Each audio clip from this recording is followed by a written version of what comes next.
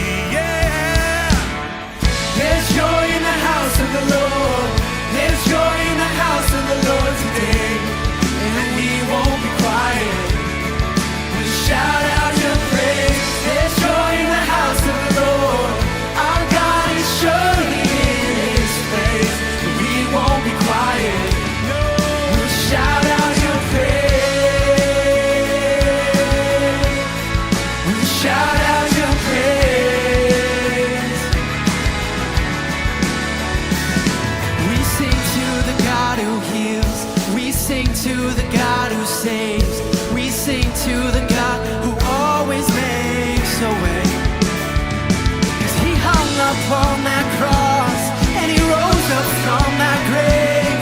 My God, still rolling stones away. There's joy in the house of the Lord. There's joy in the house of the Lord today, and we won't be quiet. We'll shout out your praise. There's joy in the house of the Lord. Our God is surely in this place, and we won't be quiet. Shout out your praise. We'll shout out your praise. 'Cause we were the beggars, now we're royalty. We were the prisoners, now we're running free. We are forgiven, accepted, redeemed by His grace. Let the house of the Lord sing praise. 'Cause we were the beggars, now we're royalty. We were the prisoners,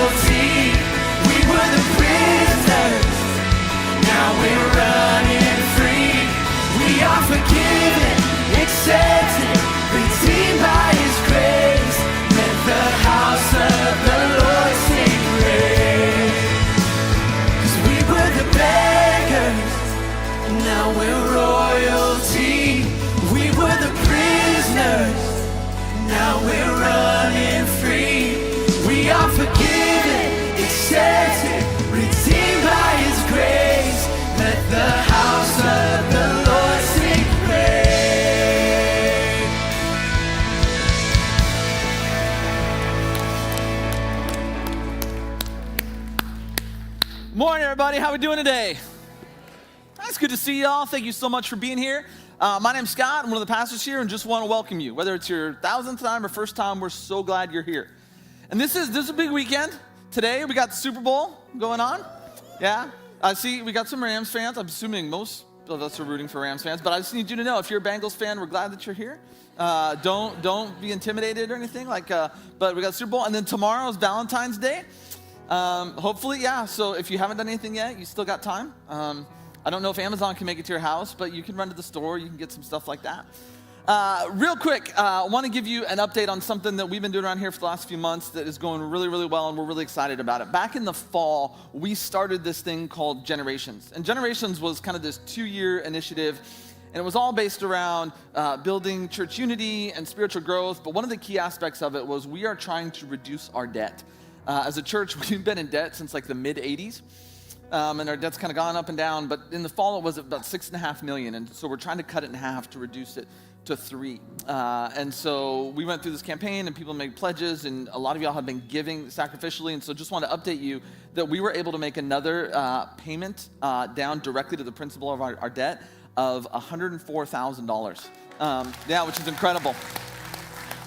Yeah, and so already we have paid off $640,000 of that debt is the progress we made so far, which is huge, huge. And we're kind of keeping track of that. There's a graphic when you leave here out the back so if you are all curious where we are, but we said we were going to update you every month, and so we want to update you every time we make one of those payments. So I just want to say that to celebrate y'all and say thank you so much. That is your giving, that is your generosity, that is helping secure the future ministry of First Christian Church here in our community and around the world. We're going to continue singing a little bit more, but before we do that, I just want to give a disclaimer for today. We are in this series called Best Blank Ever, and we're talking about relationships and marriage and dating, and today specifically, we're talking about sex. And so I just say that because I know some people, they bring their kids in here, and that's great, and I'm just letting you know that I'm trusting you as a parent. If your child is in here, you may have conversations with them after this that you don't want to have or that you're not ready for them to have. Again, it's not like a how-to thing today or anything like that. So that's not what it is. But we're talking about it from kind of a theological perspective. So if you have older kids, maybe junior high or something like that, this could be really good or really but I'm telling you that as a parent so that you won't send me an angry email. We have great children's programming, all the birth all the way through junior high that's going on. So that's my disclaimer. So it's going to be good. It's going to be great, but I just don't want you to be caught off guard. So again, thank you so much. We're super excited that you're here, and I'm going to give it back over to the band, and we're going to keep singing a little bit more.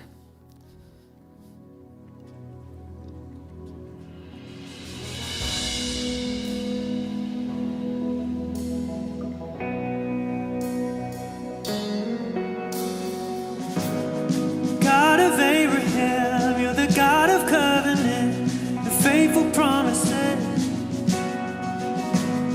Time and time again, you have proven you do just what you said.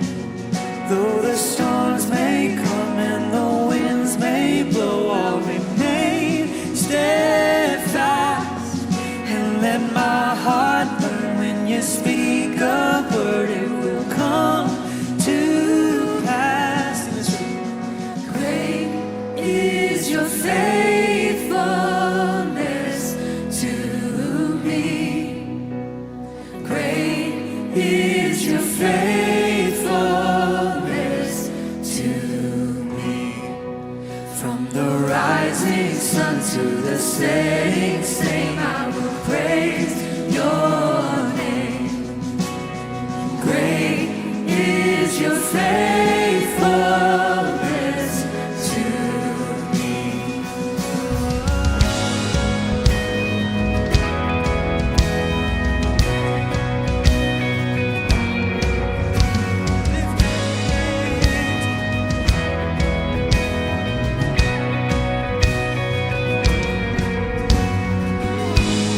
God from age to age, though the earth may pass away, your word remains the same. Your history can prove there's nothing you can't do. You're faithful and true. Though the storms may come and the winds may blow, I'll remain steadfast and let my heart learn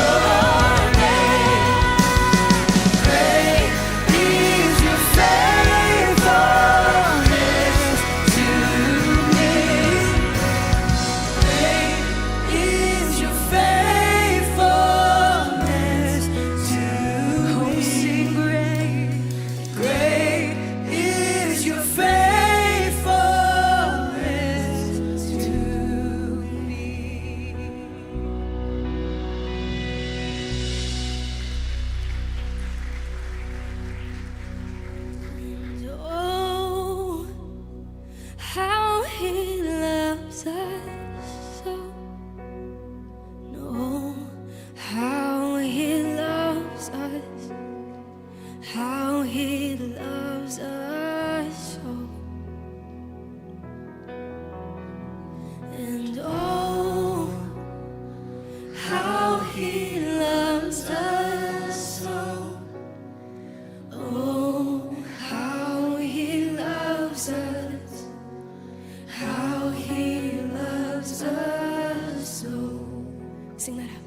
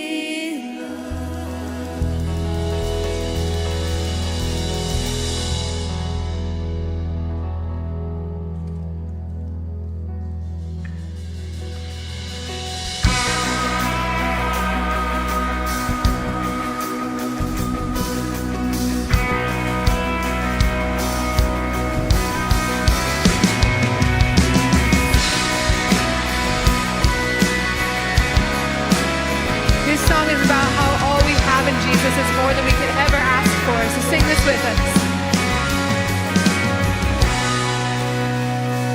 There is healing in the power of the Lord Most High.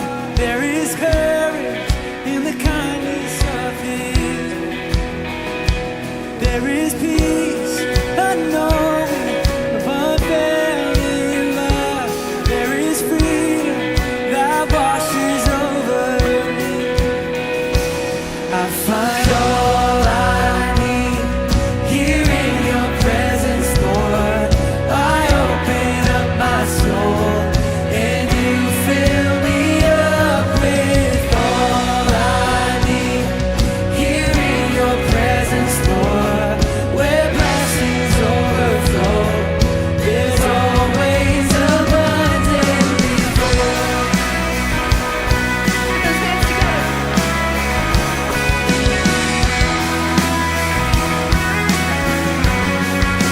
So there is rest in the goodness of the Lord my God. There is treasure in the kindness of my King. There is comfort in knowing His unfailing love. My provider, You set my spirit free. I find all I need here in Your presence, Lord. I open up my soul and You fill me up with all I need here in Your presence, Lord. Where blessings overflow, there's always abundantly more.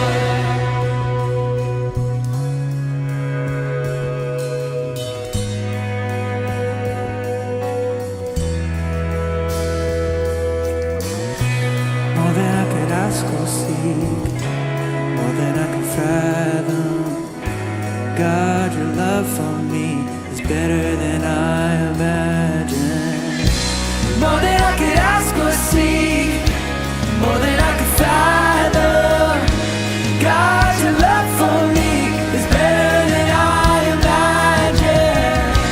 More than I could ask or seek, more than I could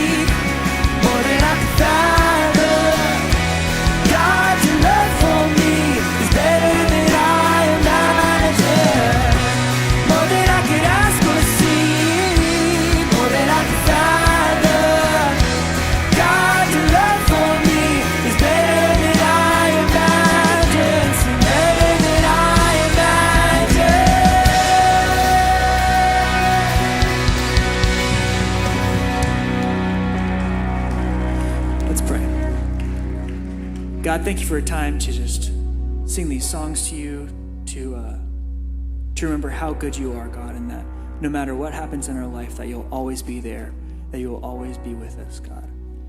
You're more than anything that we could ever need, anything that we could ever want, and we are so thankful for everything that you've done in our lives. We love you so much. And everybody said, amen. You can have a seat.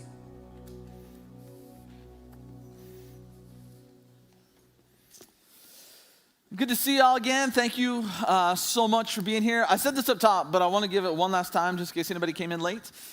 This is primarily targeted toward parents. If you have a child with you, heads up, we're talking about sex today. So if you don't want to have uncomfortable conversations with your child, you may want to go check them into our children's programming. Valentine's Day. Valentine's Day is tomorrow. Valentine's Day, I did a little bit of research on the history of Valentine's Day, nothing too epic. But, Valentine's Day is one of those days that kind of gets a bad rap because it's like, Hallmark created it just to make money. But actually, Valentine's Day was first declared a holiday in the 5th century by the Pope at the time. And it was named after St. Valentine, and there's different, kind of beliefs about who St. Valentine was and what he did and all that. But ultimately, Valentine's Day becomes associated really with romance because, and I think it was primarily in England and France, it was believed that this was about the time that bird mating season began. And so that's kind of where the tie came into romance. The first Valentine ever that was sent, like a Valentine, like someone wrote a Valentine to someone else, the first Valentine that was ever sent that we have on record was in 1415, and it was a poem sent from a prisoner in the Tower of London. They wrote like a love poem and sent it to someone.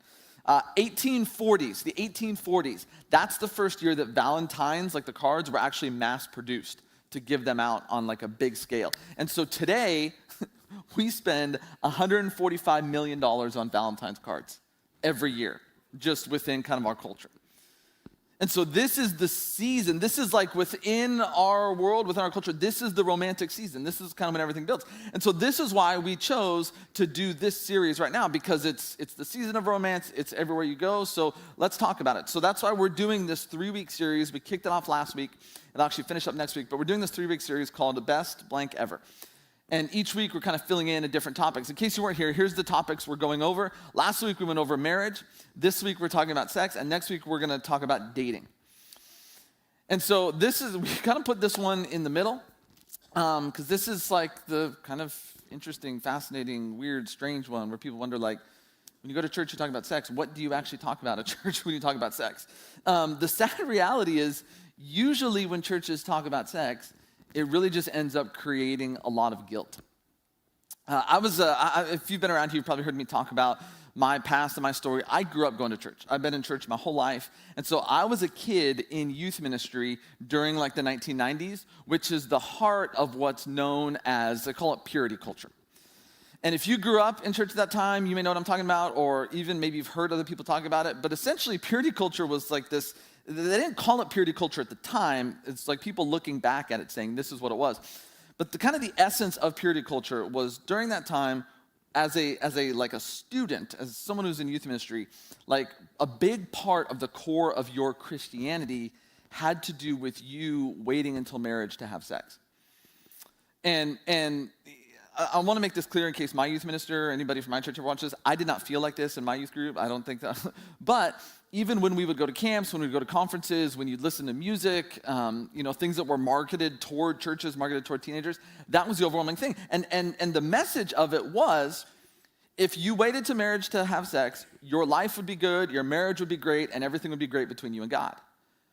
But if you had sex before you got married, then you were dirty and you were polluted and things were going to go terribly in your marriage with whoever your spouse was, and it was just going to be bad. And so what's interesting is I don't again, I was a high school student. I don't know like where purity culture started. I don't know. And I think it was probably rooted in good intentions. Like people wanted people to live, hey, let's live a pure life. Let's live a life that is a full life. But it ended up being, I think, really damaging for a couple of reasons. One is it put a lot of guilt on people. Because again, the central message of purity culture is, hey, if you wait till you're married to have sex, then everything's going to be great but if you don't, then you're polluted before your spouse, you're polluted before God. And so if people had sex then there was this like, well, I'm a failure. I'm dirty before God. I'm dirty before my spouse. I'll never have a good marriage. I'll never have a good family. I'll never have, this future in this life that I always want. The other thing it did was you had people who believed that, hey, if I just wait till marriage to have sex, then when I get married, I'm going to have a great marriage. Everything's going to be perfect, and it's going to be awesome, and my life's going to be incredible. And so people waited, and then they got married, and they learned that, you know what? Even if I waited till marriage to have sex, we still have marriage problems. We still fight. We still argue. This wasn't like this paradise that was promised to me that if I just waited, then everything would be great. And so you had a lot of people that ended up getting disillusioned because they're like, look, I did what you asked me to do.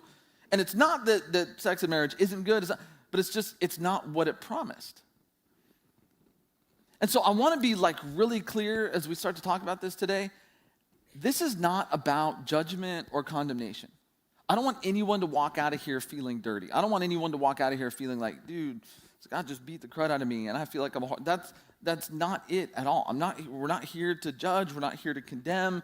We're not here to criticize. None of that.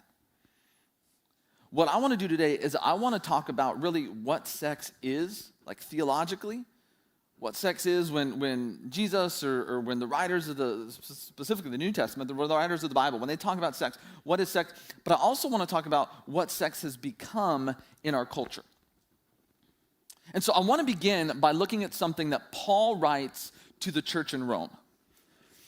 And so Paul's the guy who's most responsible for spreading the church and Christianity all over the Roman Empire. Paul is a devout Jew, but he ends up going to all these major cities. Ultimately, he ends up in Rome. When he writes Romans, he has not been to Rome yet. But he travels all over the Roman Empire, and he starts churches, and he's largely responsible for kind of the expansion of Christianity over the Roman Empire. And so this letter that Paul writes to the church in Rome is the heart of the empire, right? The heart of, and so this church in Rome, this is made up of Christians from different backgrounds, people who are following Jesus, but they are in the heart of a city, of an empire that is hostile to them and is kind of hostile to their way of life and what they do. And Rome, interestingly enough, much like our culture today, Rome is a very sexualized culture. It is. Sex is everywhere, and sex, you can do anything with anyone you want. And so Paul's writing this letter to this group of Christians in the heart of Rome that really in some ways kind of lives in a similar situation to how probably many Christians would describe life in the country and the culture that we live in now. And in Romans 1, Paul is talking to the church in Rome essentially about why people do the things that they do.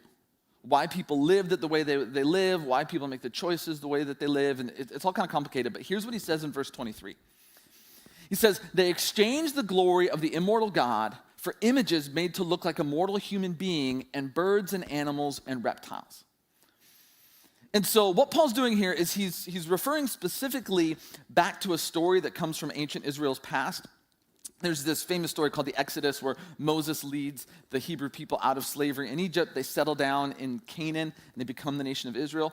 One of the key parts of that story is one time Moses is up this mountain talking to God, and the people in his absence melt down all their gold and jewelry, and they create this idol, and they start worshiping this idol instead of worshiping God. And so this is the reference that Paul's making here. But what he says is profound. He says what they did in doing that is they exchanged the glory of the immortal God for something else. So what you have to understand for Paul is that for Paul and for the earliest Christians, God was not like this private thing. In our culture, one of the things we've done with God, we've done it really with religion in general, is religion is almost like this private thing. There's like the public life, and there's everything that's public, and then whatever your faith is, whatever your religion is, that's private. So as long as you keep it privatized, everything's great. Don't bring that out into public. That's not for public. That's private. Do whatever you want in private, and then in public, we just kind of don't talk about that. So we privatize God, we privatize faith, but for Paul and for the early Christians, God wasn't like this private thing. God was the center of all truth and reality. God was the thing that everything else hinged on. So you couldn't privatize God, and it's like, well, God lives in the public. No, God is like all-encompassing of everything. And Paul's point here is he says, listen, when you move God somewhere else and you place something else in the position that's only designed for God, there are consequences to that. This is what Paul's getting at. He's saying, listen, people have taken the space that's supposed to belong to God, the significance, the meaning of God being the foundation of everything, the thing that everything else hinges on. They've moved him somewhere else, and so in his absence, they have to replace it with something. And he's referencing, again, this Israelite story with this idol made after an animal, but it doesn't have to be an actual physical idol. It could be something else, anything else, a person, a relationship, a philosophy, a pursuit. When you place something else in that spot that's supposed to belong for God, there are consequences. And Paul goes on the next verse and he says, and here's the consequences when you do that. Therefore, God gave them over in the sinful desires of their hearts to sexual impurity for the degrading of their bodies with one another. They exchanged the truth about God for a lie and worshiped and served created things rather than the Creator. And so Paul says the consequences of taking God out of the spot that belongs to him and putting something else in there.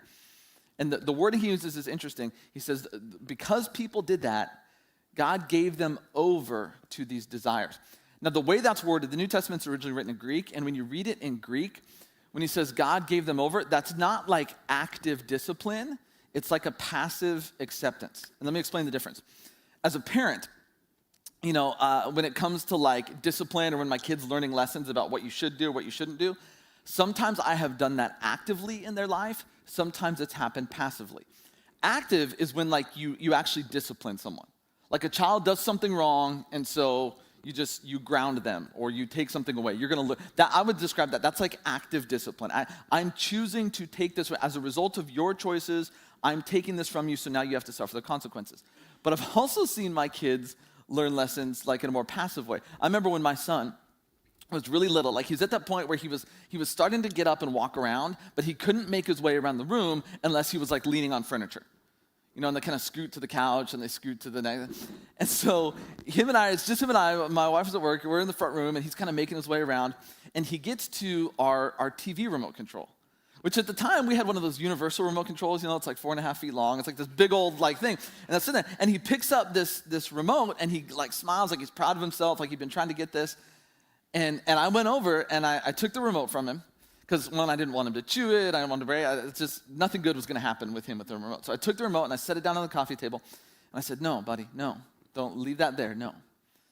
And he got like this like kind of devious smile and he made his way, again, over to the coffee table and picked up the remote like, I got it.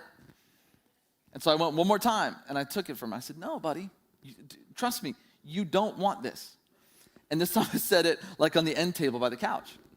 And he saw me set it over there, and he got that like devious smile. And so he made his way, scooted his way off the furniture to the couch, and he held up the remote, and he smiled. And I was like, fine, you can have it.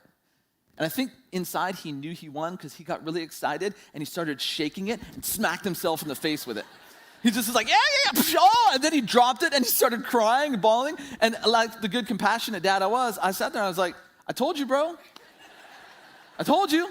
I did go over there and give him a hug and everything, but it was like, I didn't actively do anything, but it was like, I kept telling him, you don't want to do this, but he kept insisting, no, I want to, and it hurt him. That's more the passive thing. The way that Paul words this is what Paul's saying. Paul's not saying that God actively did something. What Paul's saying is, listen, God kind of passively accepted that this is what people wanted to do. And so God said, okay, if this is what you want to do, here it is. So again, when you go back to verse 23, you put verse 23 and 24 together. Here's what Paul's saying. Paul's saying when you take God out of the place that belongs to him and you put something else in there,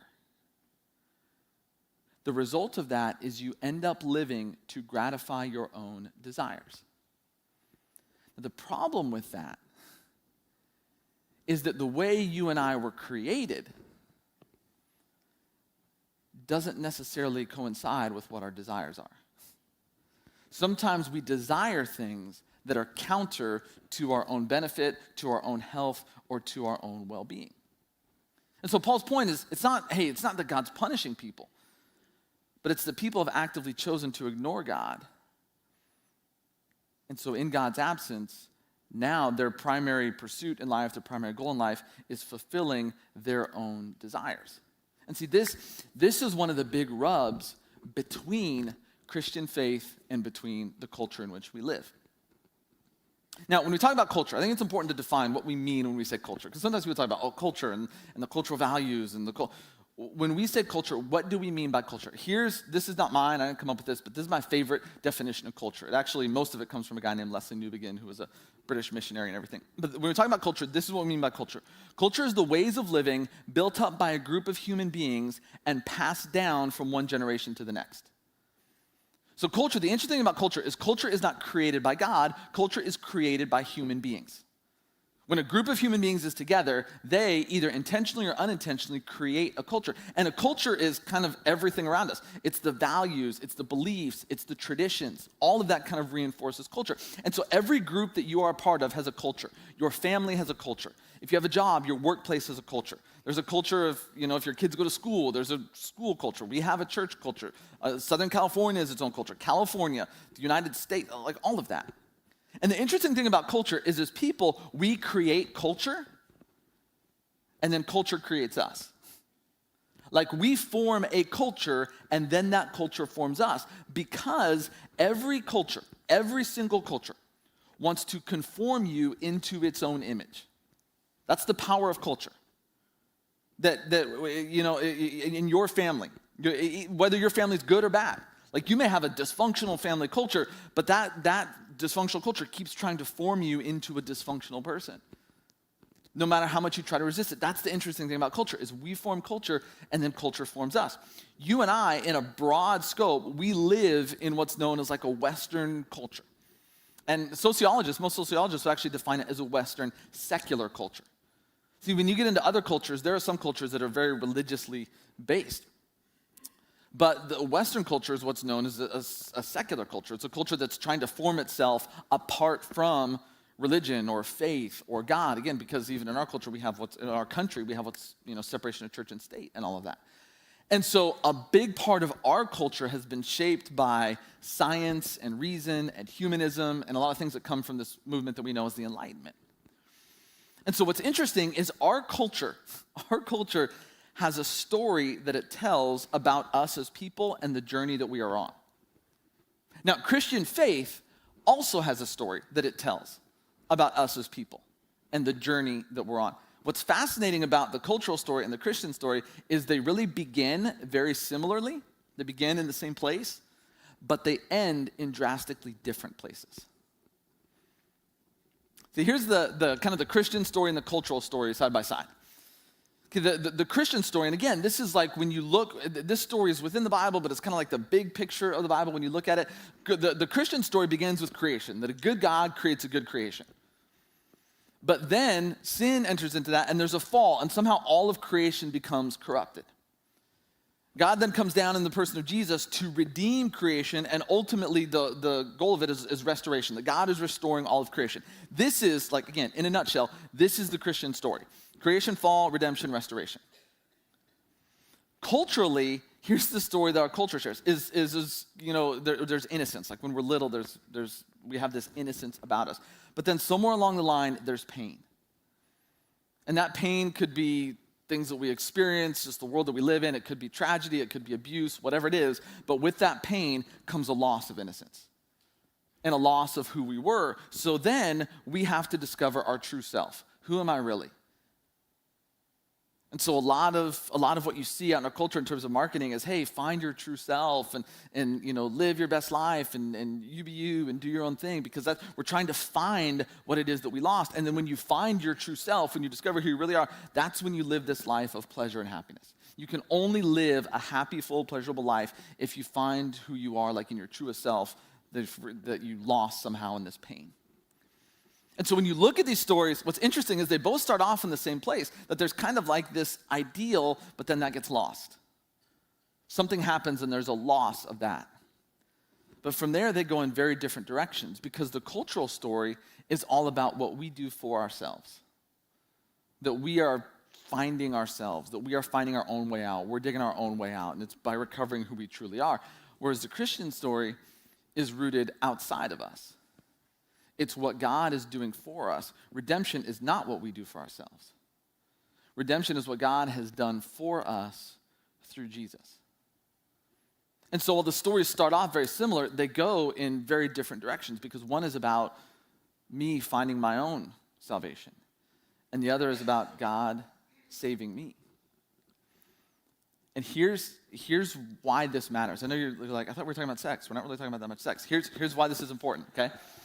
Because a big part of our cultural story in finding our true self and living this life of pleasure and happiness is sex. Sex and sexuality is one of the keys in our cultural story to finding out who we really are, living our best life, being our true self, and ultimately living a life of pleasure and happiness. There's a journal, it's called Leave-In Journal. And in an article for Leave-In Journal, Laura Buffington wrote, it's really kind of an interesting article. She wrote this article about sex in movies. And when you get to the sex scene in movies, like what is the significance of sex scenes in movies, and how do the movies that we watch, how do they portray sex scenes? And here's what she writes, and it's really insightful. I'm going to read it to you. Here's what she says. She says, sex is the moment in films when people are saved from their flaws. Characters overcome commitment fears or trust issues. They escape from the extreme stress of trying to save the world. They escape the boredom of their mundane existence. Sex can be a moment of defiance or rebellion when a character becomes more fully herself or himself by breaking convention.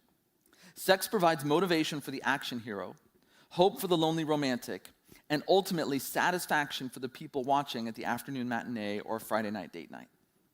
Whether it's a Hollywood blockbuster, a primetime television show, or a song in the top 40, we find a culture where sex does more than sell. Sex saves. And see, this is why we get so passionate when we talk about sex. This is why whenever someone says anything that seems to like put boundaries on sex or sexuality, or whenever someone says anything like, you can't just indulge everything, the reason why we push back, the reason why we get so defensive is because sex is a means by which we are saving ourselves. And so if you are somehow trying to cage my sex or my sexuality, you are literally cutting me off from one of the primary means of salvation. This is why people get so defensive. This is why we get so passionate. Because in this cultural story, sex is a huge part of what saves us. And if you are trying to put boundaries around that, or you're trying to limit that, or you're trying to tell me what I can and can't do, then it's not just you telling me who I can and can't sleep with. It's you telling me that I cannot be saved. See, that's the rub. That's one of the big rubs. That's the rub when it comes to sex, but that's one of the big rubs between Christian faith and between the culture in which we live in. Because see, Jesus, if you go back to Jesus, when Jesus talked about life, and when Jesus talked about living a full life, for Jesus, living a full life was not about indulging all of your desires. In fact, it was the polar opposite. For Jesus, living a full life was rooted oftentimes in denying some of those desires that we have. In Mark 8:34-35, here's what Jesus said to his followers. He said, whoever wants to be my disciple must deny themselves and take up their cross and follow me. For whoever wants to save their life will lose it, but whoever loses their life for me and for the gospel will save it. See, Jesus understood. He goes, listen, our desires as people, the things internally that we want, these internal desires, just because we have them doesn't mean they lead to a full life. A lot of the internal desires we have, in fact, are quite destructive to us and to the people around us. So for Jesus, when he talked about living a full life, he said if you really want to live a full life, if you want to live this life of abundance, then you need to learn self-control. You need to learn that it's not about indulging all of your desires. But see, again, in a world, in a culture that's all based around, I have to save myself. I have lost my innocence. I have this pain. I have to rediscover my true self. This is a harsh statement because it's like, no, you're denying me that now. You're denying me the only means with which I have to save myself, which is my pursuit of pleasure and happiness, and I can do whatever I want as long as it leads to my pleasure and happiness. Now, Jesus, this is really important. Jesus, at no point, even though he's talking about, he's talking about here kind of denying our desires, Jesus doesn't ever say sex is bad. It's not bad. It's not bad at all. It's part of the way God has created us. It's part of what God has given to us. Sex is not bad. Jesus is not saying that you should never have sex. He's not saying that sex is evil. He's not saying that sex is wrong. He's not saying that sex is bad. In fact, really the one time where Jesus is asked about anything to do with sex. It's actually a question about divorce more than anything else. But when Jesus, the one time he's asked about marriage and sex and sexuality and all of that, here's his response. Here's what he says. He goes back by quoting from the book of Genesis, which, again, interestingly, if you look at the cultural stories, he goes back to before the fall, before the loss of innocence, before the pain. Jesus goes back to the way that things were created. Not the desires that we have, but the way that we were created. And here's what he says. All right, some Pharisees came to him to test him. They asked, is it lawful for a man to divorce his wife for any and every reason? Haven't you read, he replied, that at the beginning the Creator made them male and female and said, for this reason a man will leave his father and mother and be united to his wife, and the two will become one flesh. So they're no longer two, but one flesh. Therefore, what God has joined together, let no one separate. And so the one time Jesus talks about this, he actually goes all the way back to the very beginning and says, let's talk about what it was supposed to be before the fall, before everything went bad. And listen, sex, when you talk about sex, yes, it's about pleasure. It is. Sex is about reproduction. That's how we make babies. But for Jesus, it's a lot more than that. For Jesus, sex is this intimacy that exists between two people who are in this like one flesh union.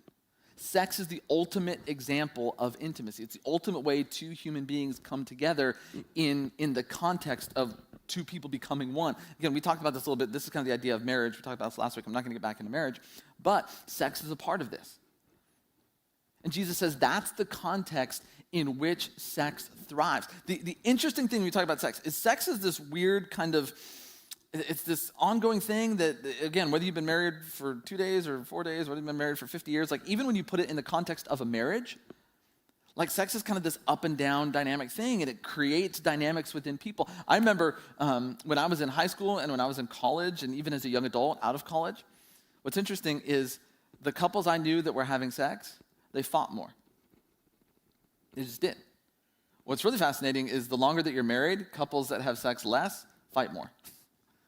So there's just interesting dynamics within sex. And again, I'm not a psychologist, there's just interesting dynamics in sex and what it does for us and how it connects us as people and what it does in and out of certain relationships. But again, Jesus' whole point, here's Jesus' point, is sex is at its best. The way it's designed to work is in this context of two people who have committed to this one flesh union for each other.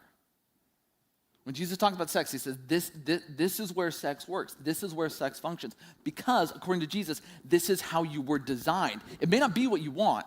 It may not be what your impulses are. It may not be what your desires are telling you. But this is how you were created.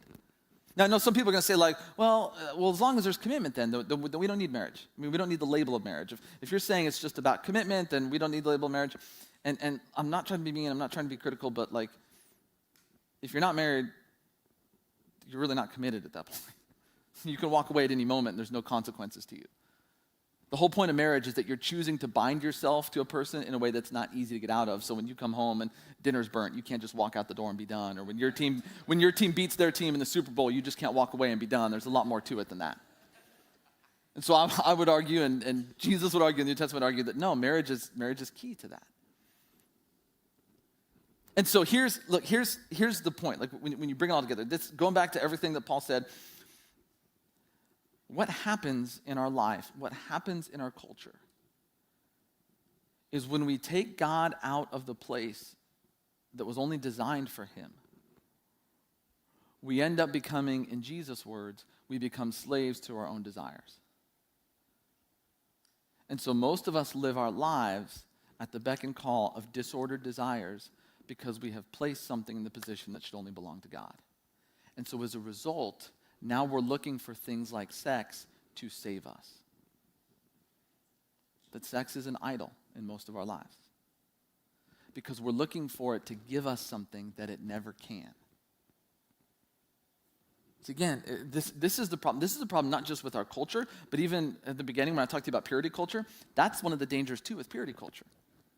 Is purity culture taught you all along that, man, if you save yourself toward marriage, then when you get married, sex is going to be great and it's going to be phenomenal and it'll be perfect and everything. And so you have these people that waited, and then when they had sex and they got married, they were like, really? That's all there was? I thought there would be more to it than that. And there's like this epic letdown because there's this promise of it's going to deliver something that it can never deliver.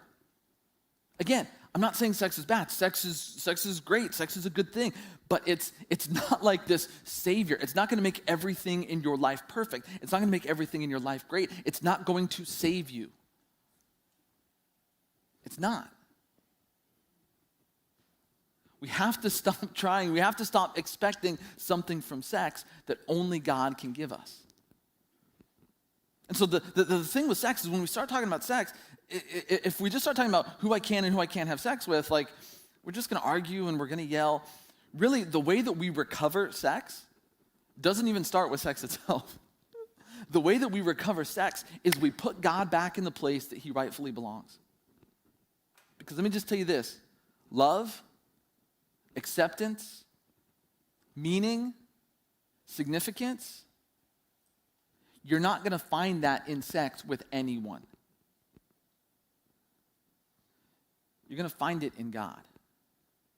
And when you have that in God, then all of a sudden that opens you up to enjoy other people, one of which being sexually with a spouse, with a husband, with a wife.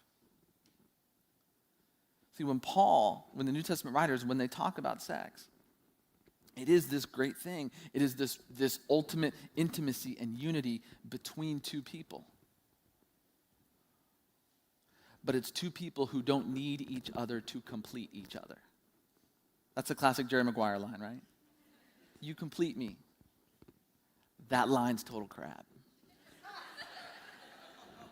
It's total crap. Okay, I love my wife. I adore her. I think she's the most amazing person on the planet. She doesn't complete me. She makes my life better. She makes my life fuller, but she doesn't complete me. I am a complete and whole person because I'm a child of God, made in the image of God. And through the death and resurrection, I am being restored. And what I have in Jesus allows me to enjoy my marriage and to my wife and to the people around me. The problem with sex in our culture is we have put so much on it. This is why one of the reasons our over-sexualized culture is dying. Because what we're learning is that sex can't save us. It can't. Because in the wrong context, all sex does is produce guilt and shame and pain, and it numbs us, and it cuts us off from ever actually being able to be intimate with anyone. See, the way we experience fullness in sex, the way we experience fullness in life, is to get our desires back in order, which begins by putting God back in the place that he belongs and letting him reorder our desires. So we live our lives in pursuit of him. Then we become free. See, that's the irony. We always tend to think of, well, if you put boundaries on sex, you're taking away freedom. No. See, us engaging in our own internal selfish desires, that's, according to Jesus, that's slavery. Freedom comes when we put our desires back in order, beginning with God, and let him reorder our desires so that we can be free to enjoy the life that we were created to live. Sex and sexuality always going to be a huge part of all of our lives. Always is going to be. And in its right context, it is a beautiful gift. Taken out of that context, it is extremely destructive to us and to the people around us. And again, I don't want anyone to walk out of here. I don't want you to walk out of here feeling guilty. That's not the point is that wherever we've been, wherever you are, whatever your life has been, whatever your journey has been, whatever your past has been, is what God cares about far more than your past is your future. And futures begin when we put God back in the place that he belongs and then let him reorder our lives. That's what I want for all of us. I want a beautiful future, thriving in all areas of our life, including when it comes to our sex and our sexuality. Let me pray. Father, I thank you for your love for us. I thank you for everything you've given to us. God, I thank you for sex. I thank you for the gift that it is. And God, I know that we live in this world, we live in this culture that most of us, if we're honest, even those of us that probably go to church all the time, we're trying to save ourselves. We're trying to discover, like, what is it that I need to do? How do I find my true self? And God, I'm not trying to bag. I'm not trying to make people feel guilty. And I know there is work we all need to do in our own lives. But Father, the reality is the most important work is the work that you did through Jesus. And that's what's saving us, and that's what's restoring us. But God, whenever we place idols in the position that only belongs to you, our lives get disordered. Our desires get disordered. Our passions get disordered. And we end up becoming slaves to the things that are inside of us. These desires that oftentimes are destructive. They're destructive to us. They're destructive to the people around us. I mean, you look at our culture. You look at the world we're living in, and we're just dying. We're dying personally. We're dying relationally. We're dying as a culture. We're completely falling apart because we're just slaves to every little thing we want. Because we think that's what's going to save us, and we think that's what's going to give us pleasure. We think that's what's going to give us meaning, and it's not. Sex doesn't give our lives meaning. God, sex is a beautiful, intimate thing between spouses, between a husband and a wife who are sharing this life together. And in that context, God, it brings fulfillment. It still is difficult. It still is challenging at times. It's not the answer to everything. But it's this beautiful part of two people becoming one. But outside of that, God, it can be so incredibly destructive. And Father, my hope is instead of focusing first and foremost on sex as a thing, God, that we focus first and foremost on you. Because reordering our desires begins with placing you at the top. Because once we place you there, God, then you, through your Spirit, through your power, can help us reorder our disordered desires and be free to live a full life. God, we love you. We thank you. We pray all of this in Jesus' name. Amen. I want to thank you for coming. I want to thank you for hanging out with us this week. Usually we will end by singing another song, but quite honestly, it felt really weird to talk about this and then come up and sing a song about how great God is, and didn't really feel like ending with Marvin Gaye's Sexual Healing was like the right way to go or anything. So we're just going to, but again, I do want to thank you. If you would like to take communion, it's something that we offer as a church every week. When we're done here, if you make your way out these doors and go down to the other end of our campus, we've got it set up down there in this big white A-frame chapel. You can go in there, have a few moments to celebrate communion. There's coffee and things outside too. We're going to finish up this series next week with talking about dating. So you're not going to want to miss that. Also, if you've come prepared to give, there's these like little black boxes as you leave. You can drop your gift in there. And also, there's like the football and the basketball throwing thing outside. So go out there and see how good your arm is and all that. But again, thank you all so much for being here. Love y'all. Have a great week. Good luck in the Super Bowl today. Love y'all.